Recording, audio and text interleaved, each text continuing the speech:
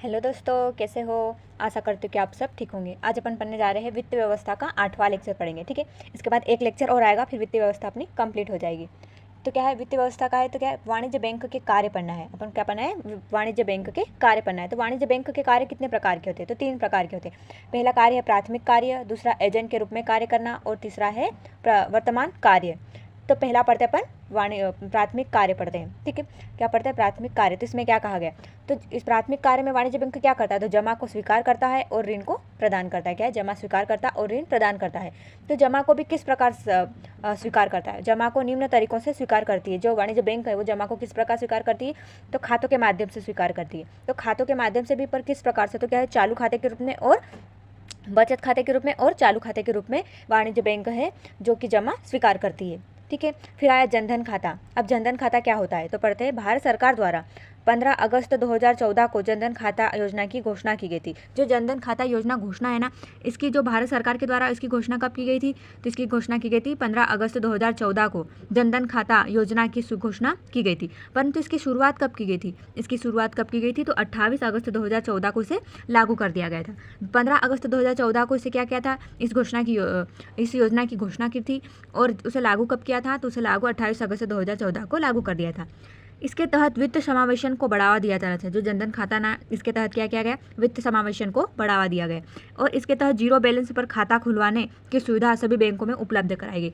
जनधन खाता की योजना के तहत ही सभी बैंकों में जीरो बैलेंस पर खाता खुलवाने, अर्थात जीरो बैलेंस का मतलब होता है कि जो खाता खुलवाने के लिए पैसे नहीं लगेंगे, जीरो बैलेंस पर खाता खुलवाने की सुविधा सभी बैंकों में उपलब्ध कराई गई। ठीक है, क्या है, तो सभी बैंकों में जीरो खाता बैलेंस जो खाता खुलवाने की उपलब्ध कराई गई। ठीक है, यदि कोई व्यक्ति इस खाते में नियमित रूप से वित्त लेन देन करता है, यदि कोई व्यक्ति जो इस खाते के तहत मतलब हमेशा उससे लेन देन करता है, नियमित रूप से लेन देन करता है, तो उसे 5,000 रुपये की ओवर ड्राफ्टिंग की सुविधा दी जाती है। इस बैंक के द्वारा किया जाता है, जो नियमित रूप से इस जो वित्त लेन देन करता है इस खाते का, तो उसे 5,000 रुपये ओवर ड्राफ्ट की सुविधा दी जाती है। ठीक है, अब आया एफडी का क्या मतलब होता है, फिक्सेड डिपॉजिट। तो इसका है सामाजिक सुविधाएं, मतलब इसके अंतर्गत बैंक का एक निश्चित अवधि के लिए क्या है, इसके अंतर्गत बैंक एक निश्चित अवधि के लिए जमा को स्वीकार करता है और उन पर निश्चित ब्याज देती है। जो एफडी है ना, इसके अंतर्गत क्या किया जाता है कि एक बैंक है जो निश्चित अवधि के लिए जमा स्वीकार करता है, निश्चित अवधि के लिए, जैसे दिया है कि तुमको इतने दिन से इतने दिन में जमा स्वीकार करना है।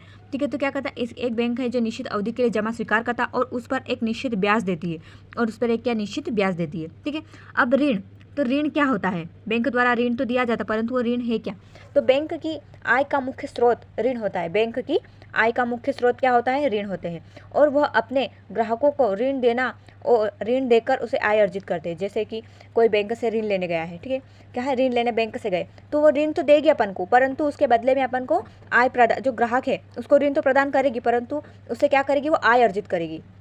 जैसे ऋण देगी फिर अपन वापस उसको पैसे देंगे, तो क्या करेगी, जो बैंक है ऋण के माध्यम से क्या करती है, ग्राहकों से आय अर्जित करती है। ठीक है, जैसे होम लोन, अपन होम लोन लेंगे होम का, जैसे घर के लिए, तो क्या करेंगे, ऋण लेंगे फिर वापस उसको करेंगे, तो क्या जो बैंक है वो अपने से आय अर्जित करेगी। फिर पर्सनल लोन हो गया, एजुकेशन लोन हो गया। ठीक है, अब पहला हो गया प्राथमिक कार्य हो गया था जो वाणिज्य बैंक के। अब कौन पढ़ते हैं, एजेंट के रूप में कार्य करते हैं। अब जो एजेंट के रूप, दूसरा पॉइंट, बैंक अपने ग्राहकों की ओर से मध्यस्थता का कार्य करती। बैंक अपने ग्राहकों की ओर से क्या करती, मध्यस्थता, अर्थात एजेंट के रूप में कार्य करता है। जैसे कि चेक का भुगतान करना, रुपए का ट्रांसफर करना, ये कौन करती है, जैसे आप एजेंट के रूप में मध्यस्थता, मतलब जैसे अपन किसी के पास भेज रहे हैं, तो अपन ग्राहक हुए बैंक के, तो अपन उसको बैंक को भेजने को कहेंगे। ठीक है, तो बैंक भेजेगी जहाँ पर अपन को भेजना, वहाँ से ट्रांसफर करेगी, तो बैंक बीच का क्या काम कर, बीच का काम कर रही, मध्यस्थता का काम कर रही है। ग्राहकों की ओर से प्रतिभूतियाँ खरीदी और बिक्री का भी कार्य कौन करती है, बैंक करती है। ठीक है, अब है वर्तमान कार्य। अब वर्तमान में कौन कौन से कैसे कार्य चल रहे बैंक का, तो आधुनिक समय में बैंक अपने ग्राहकों को निम्न कार्य देती है। आधुनिक समय में बैंक अपने ग्राहकों को निम्न सुविधा देती है। जैसे क्या देती है, बैंक लॉकर की सुविधा देती है, फिर इंटरनेट बैंकिंग की भी देती है, एटीएम की भी सुविधा देती है, और मोबाइल की भी। तो लॉकर बैंक, जैसे कुछ भी सामान रखना अपनी, तो कहाँ पर, बैंक के लॉकर में रख सकते हैं। ठीक है, फिर इंटरनेट बैंकिंग की भी सुविधा देती है, मोबाइल से भी सब हो जाता है, मोबाइल की भी देती है, और एटीएम की भी सुविधा देती है। तो वर्तमान बैंक ये कार्य सुविधाएं प्रदान कर रही है अपने ग्राहकों को। ठीक है, अब आया सहकारी बैंक। तो सहकारी बैंक को बीआर अर्थात बैंक दर, फिर सीआरआर और एसएल नगद आरक्षित अनुपात और क्या है वैधानिक अनुपात, तो जैसी सुविधाएं प्राप्त नहीं होती है। सरकारी बैंकों को आरबीआई के द्वारा निर्देशित सीआरआर की निर्धारित राशि सदैव अपने पास रखनी होती है। जो सहकारी बैंक है, जो आरबीआई के द्वारा जो भी सीआरआर निर्धारित है वो अपने पास सदैव रखना पड़ता है। सहकारी बैंकों को अपने पास किस प्रकार रखना, तो नगद रूप से रखना होता है। ठीक है, अब क्या पढ़ते हैं, गैर बैंकिंग वित्तीय संस्थाएं। क्या है गैर बैंकिंग वित्तीय संस्थाएं, तो नॉन बैंकिंग फाइनेंशियल कंपनीज। ठीक है, तो इसका जो गैर बैंकिंग वित्तीय संस्था है इसकी परिभाषा पढ़ते पहले। तो ये जो गैर बैंकिंग वित्तीय संस्था कंपनी अधिनियम 1956 के तहत पंजीकृत किए गए। जो ये गैर बैंकिंग वित्तीय संस्था है ना, इनको किस अधिनियम के तहत पंजीकृत करते हैं, तो इसको करते हैं जो NBFCS कंपनी अधिनियम 1956 के तहत इसे पंजीकृत किया गया है। इसके उदाहरण के लिए जो गैर बैंकिंग वित्तीय संस्था है वो उदाहरण में कौन कौन सी बैंक आती है, तो क्या महिंद्रा फाइनेंस बैंक आती और बजाज फाइनेंस बैंक आती, तो वो संस्था आती है महिंद्रा फाइनेंस बैंक और बजाज। ठीक है, तो इसका कार्य क्या है, ये कार्य क्या करती है, जो गैर वित्तीय बैंक की संस्था है ना वो क्या कार्य क्या करती है, तो क्या करती, पहला तो ऋण प्रदान करती है ना, और मांग जमा नहीं करती है। क्या है, मांग जमा नहीं करती है। विभिन्न प्रकार के जैसे कि शेयर हो गए, प्रतिभूतियां, बीमा, कारोबार तथा चीट फंड से संबंधित कार्य का निवेश करती है। ये बैंक क्या करती है, शेयर बाजारों में प्रतिभूतियां, बीमा का कार्य करती है, कारोबार, ठीक है, और क्या चीट फंड संबंधित कार्य में निवेश करती है। और इसमें कोई भी एडीडी जारी नहीं होता है। क्या है, इसमें कोई डीडी जारी नहीं है। विशेषता क्या है इसकी, जो गैर बैंकिंग वित्तीय संस्था है इसकी विशेषता क्या है, तो क्या करती है, जमा स्वीकार नहीं करती है, ऋण प्रदान करती है, 100% विदेशी निवेश करती है, और CRR और SLR नहीं होता इसमें। ठीक है, अब जो गैर बैंकिंग वित्तीय संस्था है ना वो कितने प्रकार की होती, आगे बढ़ते हैं। अब क्या है, गैर बैंकिंग वित्तीय संस्थाएं ये 3 प्रकार की होती, अखिल भारतीय वित्तीय संस्था और गैर बैंकिंग वित्तीय कंपनी आती और प्राथमिक व्यापारी। तो पहले पढ़ेंगे अखिल भारतीय वित्तीय संस्था, तो उसमें क्या पढ़ेंगे, नाबार्ड पढ़ेंगे, सिडबी पढ़ेंगे, एक्सिस और NHB पढ़ेंगे। ठीक है, तो पहला पढ़ते अखिल भारतीय वित्तीय संस्था, तो ये NABARD national bank agriculture rural development. ठीक है, नाबार्ड का फुल नेम है national bank for agriculture rural development. इसकी स्थापना, नाबार्ड की स्थापना कब की गई थी, तो इसकी स्थापना की थी 12 जुलाई 1982 को नाबार्ड की स्थापना की गई थी। इसका मुख्यालय कहाँ पर है, इसका मुख्यालय है मुंबई में है, जो वित्त मंत्रालय के अंतर्गत कार्य करता है। इसका जो मुख्यालय है मुंबई में वो वित्त मंत्रालय के अंतर्गत कार्य करता है। इसका उद्देश्य क्या है, जो नाबार्ड की स्थापना की गई तो इसका उद्देश्य किस उद्देश्य से इसे स्थापित किया गया ना, तो इसका उद्देश्य क्या है, तो ग्रामीण एवं कृषि क्षेत्र में वित्त उपलब्ध कराना। इसका नाबार्ड का जो उद्देश्य है वो क्या है, ग्रामीण एवं कृषि क्षेत्र में वित्त उपलब्ध कराना है। ठीक है, अब आया इसकी टैगलाइन है टेकिंग रूरल इंडिया फॉरवर्ड। क्या है, टेकिंग रूरल इंडिया फॉरवर्ड है। ठीक है, अब इसकी पढ़ते हैं हिस्सेदारी आगे।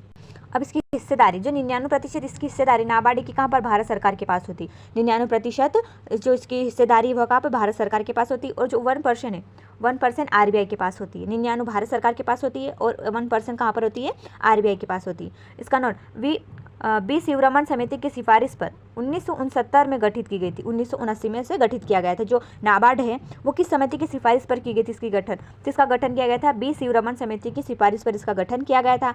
परंतु कब किया गया था, तो 1979 में इसका गठन किया गया था। इसका कार्य क्या होता है, नाबार्ड का कार्य क्या है, तो नाबार्ड एक शीर्ष संस्था के रूप में अनेक वित्तीय संस्थाओं को सुविधा उपलब्ध करा रही है। क्या है, नाबार्ड एक शीर्ष संस्था के रूप में, मतलब बड़ी संस्था के रूप में जो अनेक जो वित्तीय संस्था है ना उनको क्या करती है, सुविधा प्रदान कर रही है, ऋण प्रदान कर रही है। तो वो अनेक जो छोटी जो वित्तीय संस्थाएं वो कौन कौन सी है, तो एक क्षेत्रीय ग्रामीण बैंक, राज्य सहकारी बैंक, अनुसूचित वाणिज्य बैंक तथा गैर बैंकिंग वित्तीय संस्थाएं जिन्हें ऋण सुविधा प्रदान कर रही है। नाबार्ड क्या होता है, एक शीर्ष संस्था के रूप में अनेक वित्तीय संस्थाओं को ऋण उपलब्ध कराती है। ठीक है, अब आया सिडबी। अब कौन सा है, सिडबी। तो सिडबी क्या है, तो small industrial development bank of India. क्या है, small industries development bank of India इसका फुल नेम है। और इसे हिंदी में भारतीय लघु उद्योग विकास बैंक कहा जाता है। इसे हिंदी में क्या कहा जाता है, भारतीय लघु उद्योग विकास बैंक कहा जाता है। इसकी स्थापना, जो सिडबी इसकी स्थापना कब की गई थी, इसकी स्थापना की गई थी 2 अप्रैल 1990 को सिडबी की स्थापना की गई थी।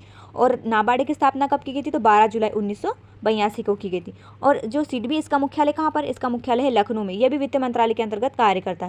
क्या है, सिडबी का मुख्यालय कहाँ पर है, लखनऊ में। और जो नाबार्ड का मुख्यालय कहाँ पर था, मुंबई में था। ठीक है, और इसका उद्देश्य क्या है, सिडबी की स्थापना किस उद्देश्य से की गई, तो इसका उद्देश्य है सूक्ष्म एवं लघु उद्योगों के लिए वित्त स्थापित करना। क्या है, सूक्ष्म और लघु उद्योगों को उसको मतलब वित्त विकास, उनका विकास कार्य करना है। ठीक है, क्या है, सूक्ष्म और जो लघु उद्योग है उनको वित्त स्थापित करना या फिर लघु उद्योग के विकास के लिए कार्य करना होता है। ठीक है, अब अगला एक लेक्चर और आएगा, फिर क्या हो जाएगा, अपनी जो वित्तीय व्यवस्था है वो कंप्लीट हो जाएगी। ठीक है, आज के लिए बस इतना ही, धन्यवाद।